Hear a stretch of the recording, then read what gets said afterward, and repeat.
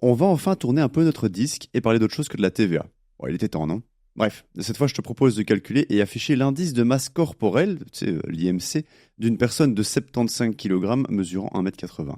Alors, la formule pour l'IMC, c'est IMC égale poids divisé par la taille en mètres au carré. Évidemment, les valeurs à utiliser sont données dans l'énoncé, donc on retient gentiment que le poids est de 75 kg et la taille est d'1,80 m. Et comme d'habitude, je te laisse 5 secondes pour mettre pause et répondre à cet exercice à ton aise.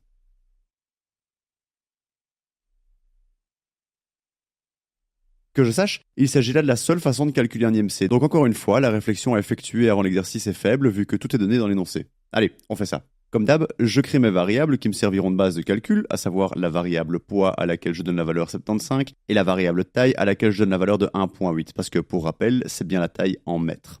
Ensuite, il ne me reste qu'à appliquer la formule bien sagement en disant que IMC égale poids divisé par entre parenthèses taille puissance 2. Rappelle-toi bien que la puissance s'écrit avec deux signes étoiles consécutifs en Python, autrement dit taille fois 2. Il me suffit d'imprimer maintenant ma réponse et de vérifier si mon code semble correct, donc je l'exécute et tout semble OK. Alors la seconde solution que je propose sera fondamentalement identique à un détail près. Je vais en profiter pour te montrer une autre méthode de calcul de puissance. Puisque la logique ne change pas, je vais recopier le code tel qu'il est pour le moment dans la solution 2 et on va la modifier ensemble. Alors ici, dans la solution 2, on part de la même chose, mais on va juste changer notre façon d'écrire la puissance de 2. Alors pour faire ça, on va commencer par importer le module maths. Ensuite, on va faire un changement à la ligne 18 lors du calcul d'IMC. La taille fois 2 va être changée en math.pow avec entre parenthèses taille virgule 2.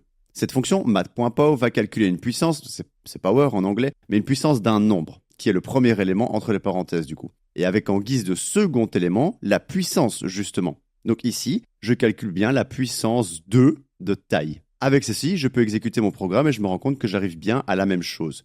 C'est juste une autre façon d'écrire qui est tout aussi valide. Bien vu si t'as pensé à aller voir dans le module maths. C'est tout pour cet exercice. On se retrouve pour le 4 ? Du coup, bisous, à plus.